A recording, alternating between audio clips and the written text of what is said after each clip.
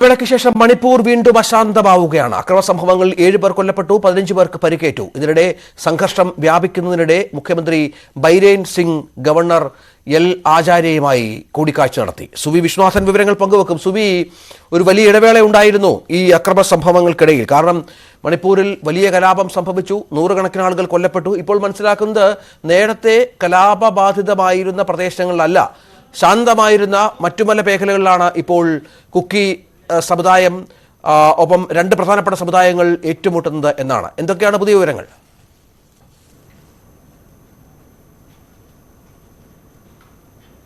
സുവി കേൾക്കാമോ? സുവിയുടെ ഫോണിൽ ചില പ്രശ്നങ്ങളുണ്ട്. നമുക്ക് മണിപ്പൂരിൽ വലിയ കലാപം ആഞ്ഞടിക്കുന്നു എന്നുള്ളതാണ് ഇപ്പോൾ നമുക്ക് ലഭ്യമാകുന്ന വിവരം. അതായത് മണിപ്പൂരിൽ സുബി കേൾക്കാമെങ്കിൽ എന്റെ ചോദ്യം കേട്ടിരുന്നോ? പറഞ്ഞോളൂ. എന്താണ് മണിപ്പൂരിൽ സംഭവിക്കുന്നത്? രഞ്ജിത്ത്, മണിപ്പൂരിൽ ഒരു ഇടവേളയ്ക്ക് ശേഷം സംഘർഷം ഭരിതമാവുകയാണ്. ഇന്നലെയും വലിയ തോതിലുള്ള അക്രമ സംഭവങ്ങൾ റിപ്പോർട്ട് ചെയ്തു. ഇന്നലെയുണ്ടായ അക്രമത്തിൽ 5 പേരാണ് കൊല്ലപ്പെട്ടിരിക്കുന്നത്, 15ഓളം പേർക്ക് പരിക്കേറ്റിട്ടുണ്ട്. ഇതോടെ ഇത്തവണ ഉണ്ടായ അക്രമ സംഭവങ്ങളിൽ 9 പേർ കൊല്ലപ്പെട്ടതായാണ് കണക്കുകൾ വരുന്നത്. മെയ്തൈ വിഭാഗവും കുക്കി വിഭാഗവും തമ്മിലാണ് അക്രമ സംഭവങ്ങൾ അരങ്ങേറിക്കൊണ്ടിരിക്കുന്നത്.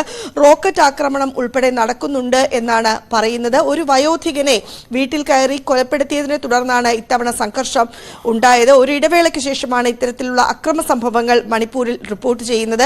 ഏതായാലും മണിപ്പൂരിലെ സർക്കാർ മുഖ്യമന്ത്രി ബൈരേൻ സിംഗ് ഗവർണറെ കാണുകയും ഈ സ്ഥിതിഗതികൾ റിപ്പോർട്ട് ചെയ്യുകയും ചെയ്തിട്ടുണ്ട്.